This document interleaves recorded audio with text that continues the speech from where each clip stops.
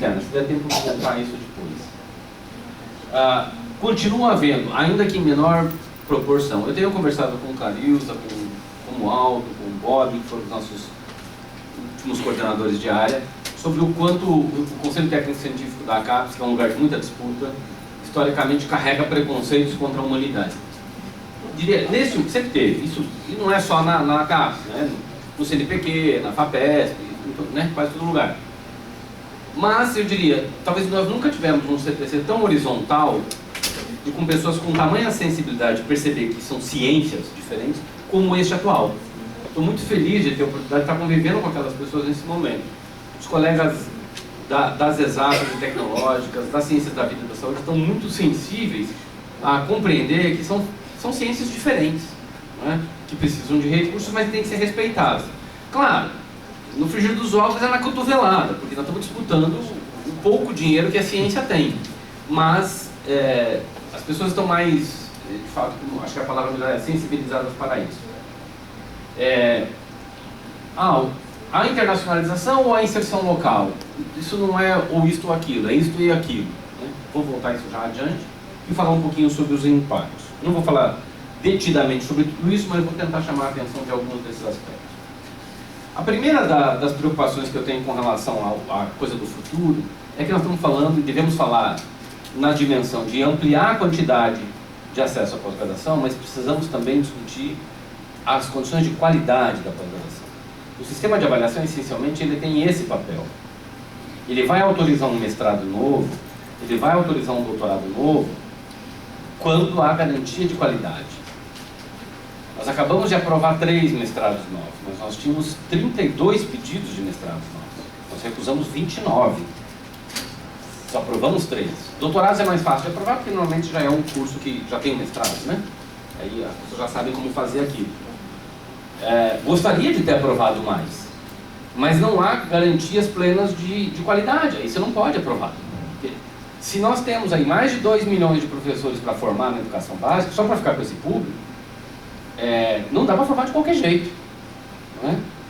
O risco de cair e virar como algumas indústrias do lato sensu aconteceu alguns anos atrás é muito grande, não é? Então, de fato, tem que ter cuidados com a formação. O que significa, antes de tudo, que não é de menor importância, não só na nossa área, mas em qualquer área na pós-graduação, o projeto pedagógico do curso. Às vezes as pessoas olham para a pós-graduação, infelizmente, como se não fosse uma escola. Como toda escola, o currículo é central. Qual é a trajetória formativa que a gente desenha? Costumo dizer que a pergunta é sempre de trás para adiante. Qual é o perfil do egresso? Quem você que vai formar? Quem você quer formar? Para quê e para quem você está formando? As respostas a essas perguntas vão dar condições para aquelas outras perguntas. Que disciplinas eu preciso ofertar? Que trajetória formativa eu devo desenhar? Qual a quantidade? Eu fiz aqui no mestrado no IHPS 9 disciplinas. No meu programa, no programa onde eu trabalho, são 6 disciplinas, em média, né, por conta do número de créditos. Mas isso tem a ver com o perfil do público que você espera, que tipo de formação você tem que dar. Essas decisões não são aleatórias, e elas não são de menor importância, ao contrário. Eu diria, um bom programa de pós-graduação que não tem um bom desenho curricular não é um bom programa de pós-graduação. E passa também por entendermos que não teremos teses e dissertações. Veja, o que o programa entrega? Isso é uma palavra ruim, vai piorar ainda. Que tipo de produto? Essa é a tese. Vai. Me falta outra palavra. Não, eu poderia falar pior. Que tipo de coisa? Aí ficava pior ainda. Que tipo de produto? O que a gente produz? O que a gente entrega para a sociedade? A gente entrega 2 coisas. A gente entrega uma pessoa formada, um mestre, uma mestra, um doutor, uma doutora. E a gente entrega um trabalho de conclusão, uma dissertação, uma tese. A mestra, formada aqui no programa de Psicologia da Educação, o título é dela. Ela faz o que ela quer. Ela quiser emoldurar, pôr na parede, ela faz o que quer. É intransferível. A sociedade ganha na proporção em que ela vai estar inserida, socialmente, profissionalmente, academicamente, E, portanto, aquela mestra, não apenas pelo título, mas o que representa aquele título, o conhecimento que ela acumulou, que ela desenvolveu durante aquela formação, ela carrega por onde ela for. Isso é uma das dimensões da transferência de conhecimento. Mas o que torna público, ainda que tenha autoria, é o trabalho de conclusão. Nós queremos essas duas coisas de muita qualidade. O acompanhar o egresso tem a ver com a primeira dimensão. A avaliação de impacto da produção tem a ver com a segunda. Eu tenho uma banca na segunda-feira da semana que vem, comecei a ler o trabalho agora cedo. É um doutorado, uma tese. E olhei a capa, e eu sempre faço essa pergunta, quando eu abro um trabalho de doutorado, de mestrado eu não faço essa pergunta. O que é o final da leitura dessa tese? Eu vou aprender que eu já não sabia. Porque eu não posso sair da leitura de uma tese com a conclusão de que tudo que está ali eu já sabia. Se isso acontece, é porque aquela tese foi uma grande perda de tempo. Desculpa. Tese de doutorado tem que ser inovadora. Ou, no mínimo, tem que tensionar as fronteiras do conhecimento. Uma dissertação eu entendo que não, né? Quando elas fazem isso é genial, mas não precisa. O nome já até diz, disserte sobre. Agora, uma tese não, né? Eu espero, uma tese de qualidade, a capacidade de inovar, de nos fazer refletir sobre aquilo que a gente acha que já sabe, né? No mínimo, ela tem que, acho que essa é uma frase boa, no mínimo ela tem que tensionar o que a gente já sabe sobre aquilo. E é por isso que o cuidado com o processo de orientação, o cuidado com a escolha das disciplinas, como dizemos no currículo, o cuidado com o acompanhamento dessa pesquisa é determinante para a qualidade. Quando a gente quer um programa de qualidade, melhorar a qualidade, é dessas duas dimensões que nós estamos falando. Nós queremos cada vez um mestre melhor, com mais capacidade de inserção social, de levar aquele conhecimento para a sociedade, e uma tese, uma dissertação que também contribuam. Vocês que são estudantes, que estão aqui, eu tenho uma notícia que não é muito boa para lhes dar. Sabe essa dissertação que você está escrevendo com muito carinho? Dá trabalho, né? Então, a notícia ruim é assim, você vai defender, né? Não, isso é bom, isso é bom. Mas o ruim é que fora aquela banca, ninguém vai ler. Ou melhor, vamos fazer a frase de um outro jeito. Ninguém vai ler se você não contar para as pessoas que ela existe. Então você primeiro precisa fazer uma boa dissertação, uma boa tese, para merecer ser lida. Porque você não escreve para ganhar pontinho na avaliação da sua vida que o Ângelo vai fazer. Você escreve para ser lido. Se não era para ser lido, era melhor não ter escrito. A gente só escreve para ser lido. Mas para ser lido, precisa ser achado. Precisa saber que aquilo existe. Que aquele seu trabalho existe. Eu defendi meu doutorado aqui há 20 anos quase atrás, não lembro bem que ano foi. E naquela época a gente não entregava a tese, não tinha versão eletrônica, né? Era só no papel. Eu paguei acho que excesso de bagagem para trazer, depois tive a caixa com os volumes. Tinha trazido para toda a banca, né? Um suplente, um peso. Então não tinha, por muitos anos não teve, agora a biblioteca já tem, eu mandei depois, até porque daí ela mesmo pediu uma versão eletrônica, né? Então as pessoas, mas volta e meia, eu recebi algum e-mail de alguém dizendo: ô professor, eu soube da sua tese, mas não tenho acesso a ela. O senhor poderia me mandar? Eu paro o que eu estou fazendo, na hora. Eu fiquei 4 anos da minha vida para escrever aquilo. E o cara quer ler, né? O cara quer ler aquilo. Foi para isso que eu fiz. Claro, eu fiz para ganhar o título, que era justo e necessário, merecido. Mas eu fiz era para ser lido. A qualidade dessa tese é proporcional ao quanto as leituras que as pessoas vão fazer sobre essa tese vão gerar impacto na própria produção do conhecimento em outras dimensões da vida. Então, o cuidado com o processo de orientação, o cuidado com o acompanhamento da pesquisa são determinantes para esse elemento de entender o que é a qualidade do programa. Uma palavrinha sobre internacionalização e inserção social.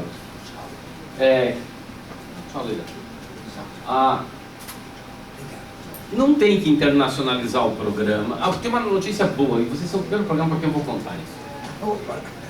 Isso não vai ser agora, para essa avaliação desse quadriênio, mas é do quadriênio seguinte, o de 29, cuja avaliação será em 29. Em 29, tem uma mudança no conceito de excelência da pós-graduação. Hoje, os programas são avaliados, como eu disse, de 1 a 5. Os que são 5 e repetem a nota 5 são avaliados para possível 6 ou 7.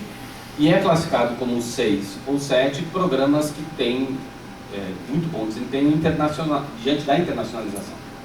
Dentre outros aspectos, essencialmente a internacionalização. A partir de 29 isso muda.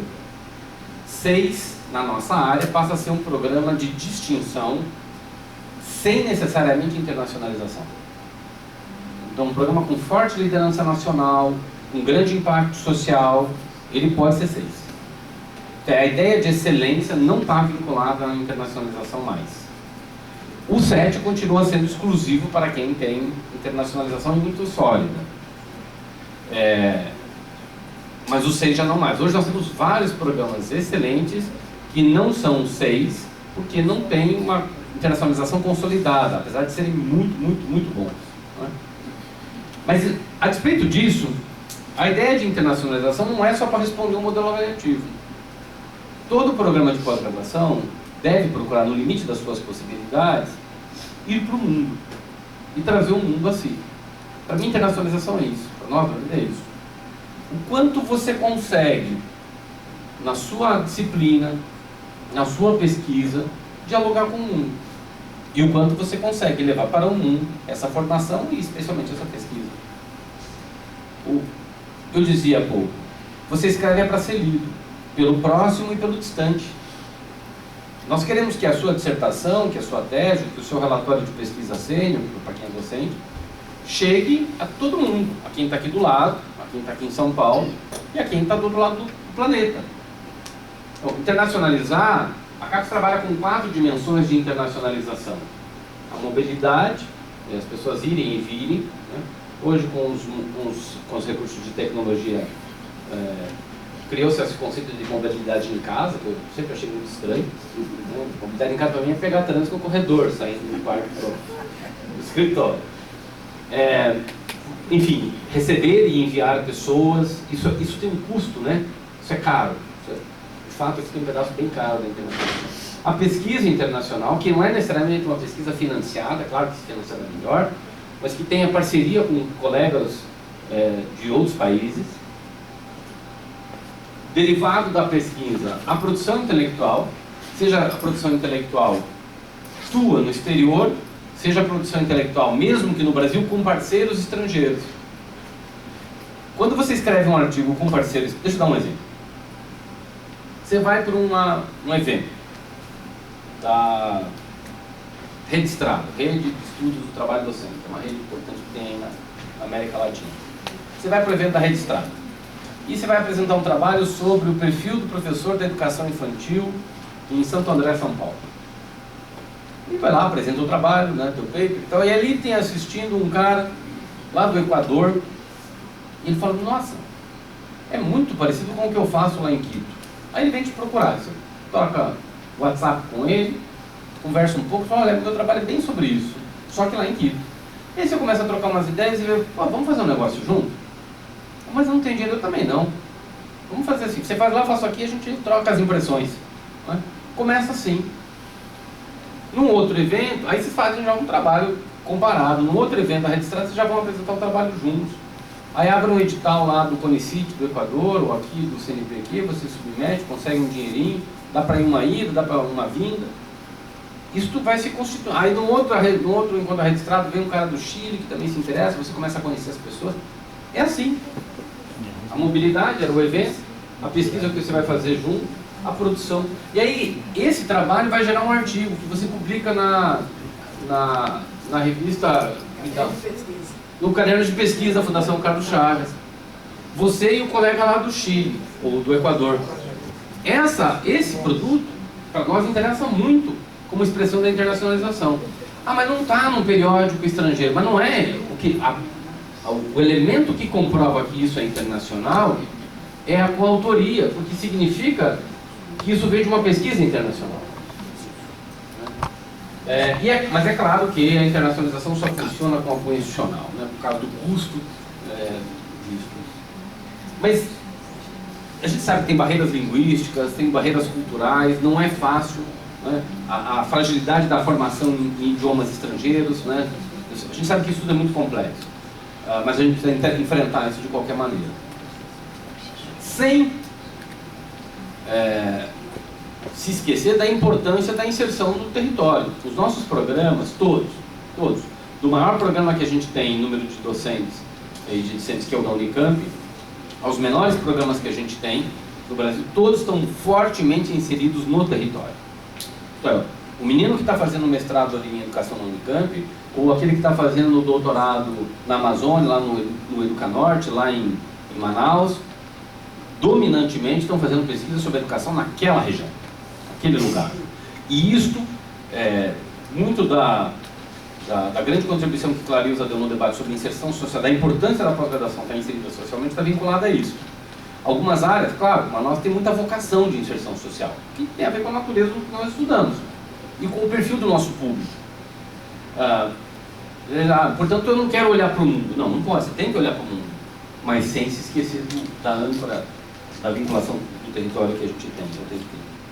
Sobre a coisa dos impactos. Essa também é uma relativa novidade, né? Surgiu no quadriênio passado, mas cada vez mais nós seremos cobrados por isso. E eu não acho isso necessariamente ruim, a gente só tem que ter noção do que é que a gente está entendendo por. Impacto é, segundo a CAPES, alterações ou mudanças positivas geradas por alguma ação da pós-graduação. Então, um egresso, então a menina terminou aqui no programa de Psicologia da Educação, um mestrado, e ela estudou Educação Especial. Fez a sua dissertação sobre Educação Especial. Ela é professora da Rede Municipal de São Paulo. Terminado o mestrado, o pessoal da rede, sabendo que ela tinha terminado o mestrado, convidou ela para dar uma oficina, um mini curso para os colegas sobre o trabalho dela.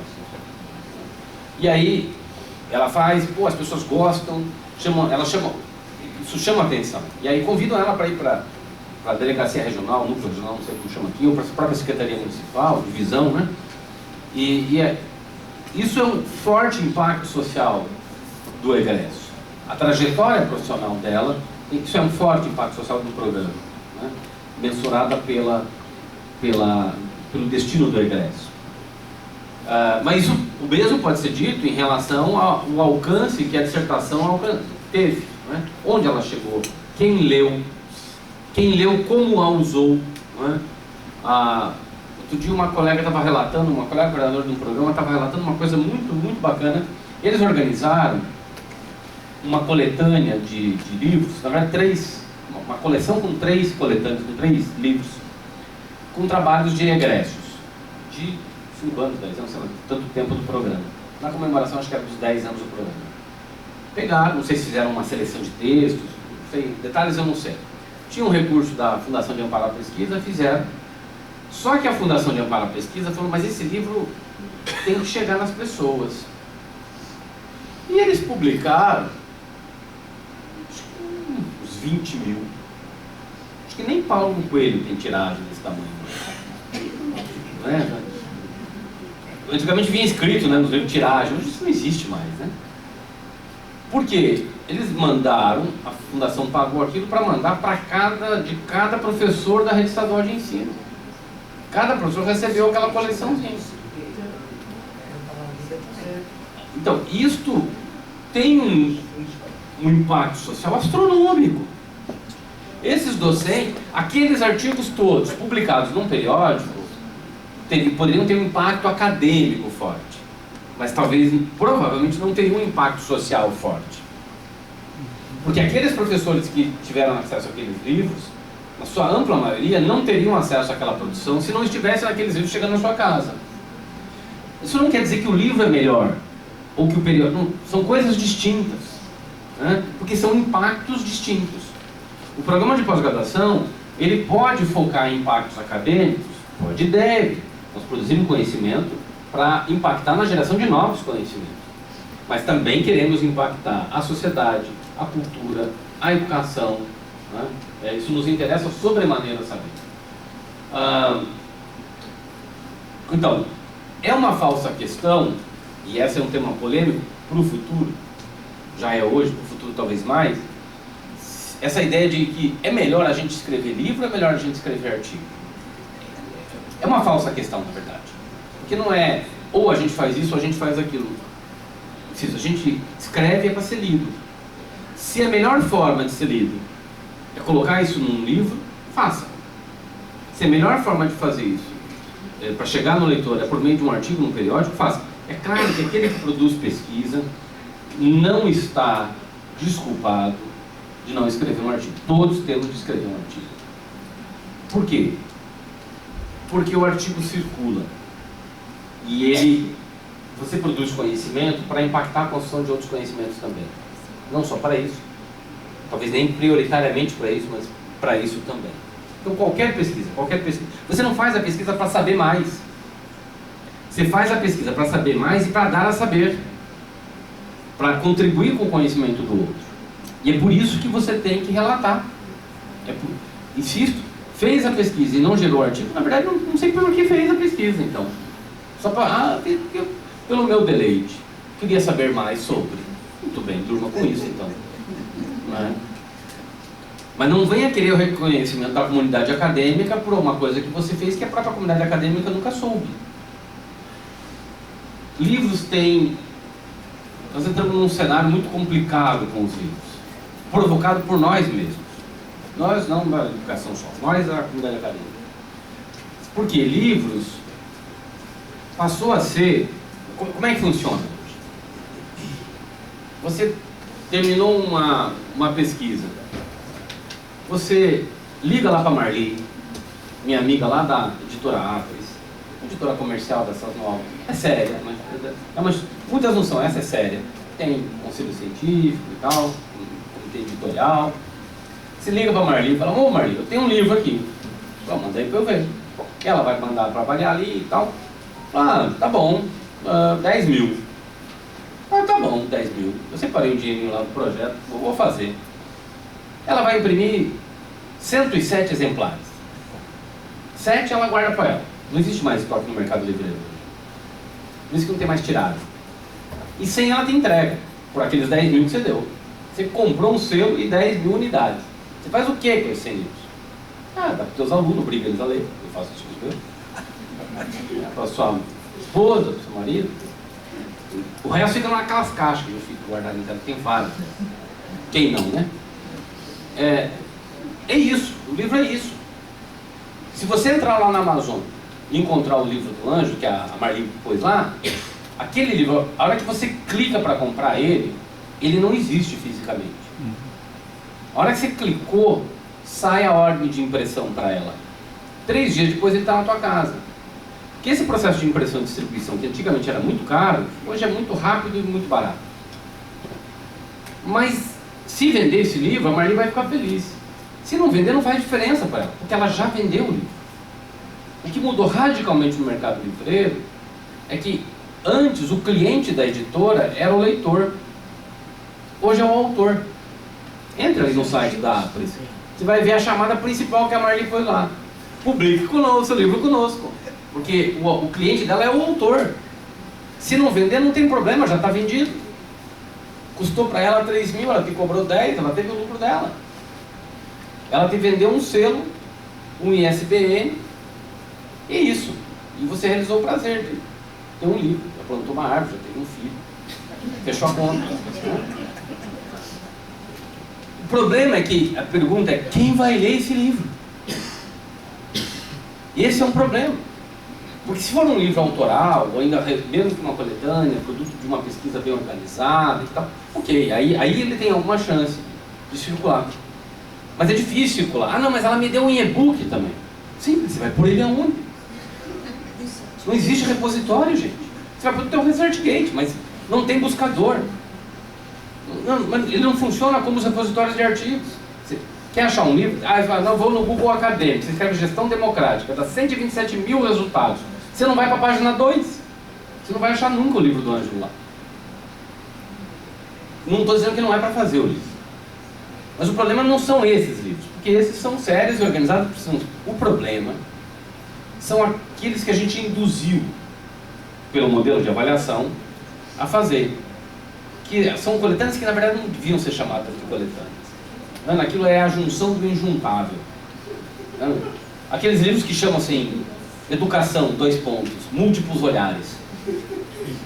Cara, é um artigo da didática, um da história, um da psicologia, um da política. É um tiro para cada lado. Quem de vocês já não recebeu, os alunos ficam faceiros, né? Recebe um e-mail e fala, professor, me convidaram para publicar. E até para eu explicar para a pessoa que ela não é tão importante assim. Oh, filha, desconfio. Você é uma pessoa boa, mas você não é assim. Eles estão querendo ter o quinhentão. Porque aí o que você... Está esgotando sua chance de publicar conosco. Pague R$500 e leve o quê? 5 livros, não é nem os 100, é 5. Porque são 20 capítulos. A Marli vai dar 100, é 5 para cada autor. E aí você vai dar para sua mãe, o seu irmão e acabou, não tem. Ninguém vai ler isso. Esse é o problema, você escreveu não é para... Ou para realizar o desejo de ter um livro, um capítulo no livro, ou para responder um modelo avaliativo, isso é que é o grave. Nós publicamos, só para vocês terem um parâmetro, no quadriênio passado, 17 e 20, nós publicamos mais de 30 mil ISBNs diferentes na nossa área. Claro que boa parte disso é publicações diversas, anais de eventos, eventualmente, que teve ISBN, tem muita literatura que não é livros acadêmicos. Mas se tirar aí 1/3 disso, sobram mais de 20 mil ISBNs, 20 mil livros diferentes. Na sua ampla maioria, nunca serão livros. Então, esse para mim é o problema. Nós temos que valorizar o livro. E o que a gente fez com isso foi desvalorizar o livro. Mas a culpa é nossa. Não nossa da área, não dessa coordenação, das anteriores. É do sistema que a gente constituiu de botar pontinho nessa produção toda, né, e induzir as pessoas a cada vez fazerem mais, independente de se ela ia ser lida ou não. Acho que essa é uma questão muito importante. Se a gente quer impactar, a gente tem que escrever melhor. E tem que chegar com quem a gente quer dialogar. Por isso a escolha de... Fica aberta a chave, eu não vou aprofundar, mas se vocês depois no debate quiserem. Por isso um pouco a coisa do fim do Qualis. O Qualis ele é um indutor de onde você publica. E a gente quer também acabar um pouco com isso. Recentemente uma egressa minha, uma menina que fez doutorado comigo, hoje ela é presídio sindicato dos professores municipais de Curitiba, que é um sindicato que tem uma revista muito bonitinha chamada Chão de Escola. É uma revista de sindicato, né? Tem ISSN, direitinho, mas obviamente não é uma revista acadêmica. Mas outro dia a Diana, que é essa menina, falou, você não teria aí um artigo, estamos fechando um número aqui. Visivelmente ela tinha umas 3 páginas que ela precisava preencher e não tinha matéria, né? Eu falei, sabe o que eu tenho? Eu tinha começado a esboçar umas ideias. Eu falei, se você me der mais uma semana que eu termino e te mando. Que era uma coisa que eu pensei, isso aqui é importante, mas não vai entrar nunca numa revista acadêmica. Nem passa no crivo acadêmico. Era mais um ensaio. Assim. Eu estou ficando velhinho, me dou o direito de poder ensaiar umas coisas. Mandei. Ana, se soubesse como está bombando esse artiguinho que eu mandei para lá. Porque chegou num público onde os meus artigos nunca chegariam. Essa revista está em todas as salas dos professores de todas as 450 escolas municipais de Curitiba. Se bobear na casa de muitos professores. Claro, eu não posso deixar de publicar, não devo deixar de publicar na caderno de pesquisa, na RDE. Né? Porque ali eu estou lidando com o impacto acadêmico. Mas eu escrevo para ser lido. E aí, dialogar com o professor que está lá na escola me interessa sobremaneira, pelo menos naquela temática. Né? Então, isso é uma das questões que a gente tem que pensar. Estou finalizando. Eu realmente não sei dizer muito bem como que o futuro nos guarda, mas eu não tenho dúvida de que os modelos, não só da avaliação, mas da organização da pós-graduação, tenderão a ser mais competitivos, pelo menos por um tempo. Porque nós estamos vivendo ainda um processo de expansão do sistema com pouco recurso. Quando o cobertor é curto e o sistema cresce, ele fica duplamente mais curto. Nós tivemos um desfinanciamento muito forte, anos passados, com o sistema crescendo. E, portanto, pouco dinheiro que a gente tinha já ficou menor e com mais gente para distribuir. Logo, os sistemas de avaliação e de atribuição de recursos tendem a... E quantitativamente e diversificadamente a pós-graduação segue crescendo. Não tenho dúvida, né, o número de propostas que a gente continua recebendo de APCN, de propostas de cursos novos, cada vez cresce mais, né? O que me assusta sempre. A gente tem uma disposição danada de fazer pós-graduação, isso é bom, ainda que às vezes com qualidade nem sempre, né? E de fato, me parece que cada vez, não sei se a gente terá cada vez menos, mas por muito tempo continuaremos tendo pouco, insuficientemente diante do que nós precisamos. Você tem um parâmetro, o orçamento da CAPES hoje é a metade do que era em 2014. Claro que naquela época tinha o Ciências Sem Fronteiras, que era uma coisa muito robusta financeiramente, mas hoje, 10 anos depois, nós temos, sei lá, uns 30 e tantos % a mais programas do que tínhamos naquela época. Portanto, a recuperação do financiamento vai demorar. Na nossa área, nós temos sido e seguiremos sendo cada vez mais cobrados por desenvolvermos pesquisas que tenham impactos na sociedade e, portanto, eu não gosto muito dessa categorização, mas cada vez temos mais pesquisas aplicadas. Eu não acho isso necessariamente ruim, ao contrário, até acho bom. Mas nossa área tem muito preconceito com a chamada pesquisa aplicada. Isso não é atribuição do programa profissional, né? É atribuição do pesquisador. Pensar sobre a realidade, conseguir descrevê-la, conseguir analisá-la e, se possível, conseguir propor soluções. Nós nos posicionamos fortemente contra a ideia de que os nossos mestrandos, ou mesmo os doutorandos, poderiam sugerir soluções. E isso me incomoda.